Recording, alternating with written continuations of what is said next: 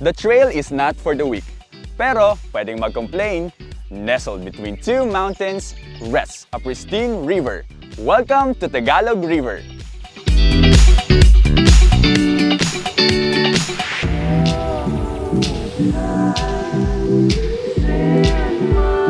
Ang Tagalog River po ay nasa Barangay Barlo, dito po sa Mabini, Pangasinan. Makakarating po tayo dito sa Tagalog River. Pwede po tayong magmotor o kaya sa tricycle o kaya sa jeep. Hanggang sa Barangay Hall po ng Barlo ay aabot ng mga 30 minutes po. Kung wala po tayong sariling sasakyan, mula po sa poblasyon, makakarating po tayo rito sa Barangay Barlo. Siguro po nasa mga 500 po ang arkilan ng sasakyan, ng tricycle po iyon. Mula po sa Barangay Hall, kung pupunta po tayo rito ay abot ng mga 20 to 30 minutes po. Ang gamit po natin ay ang motor. Mula po sa drop-off ay may trekking po ng mga 20 to 30 minutes din hanggang dito sa Tagalog River.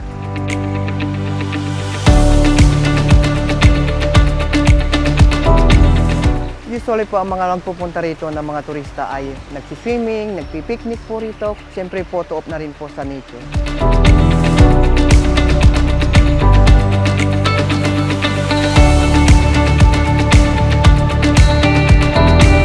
Para po sa safety ng ating mga turista, kailangan po nilang mag-register sa barangay at kailangan po namin magbigay sa kanila ng tour guide upang mapangalagaan po ang kanilang safety habang sila ay nandito po sa Tagalog River.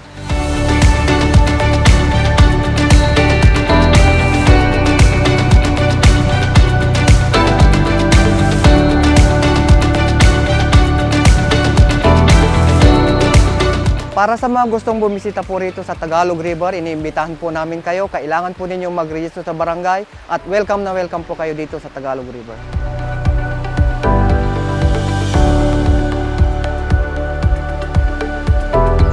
Fun fact, ang pinakamalalim na part ng Tagalog River ay umaabot ng 12 feet. At ang haba naman nito ay umaabot ng almost 2 kilometers.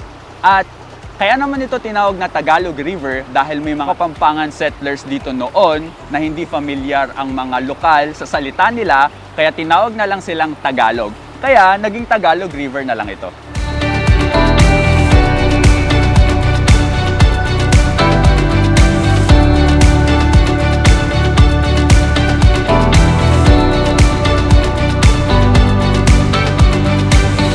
If you dare to take on the challenge of a lengthy travel to come face to face with a mind-blowing wonder, pack your bags because it's time for you to encounter the unfathomable Tagalog River.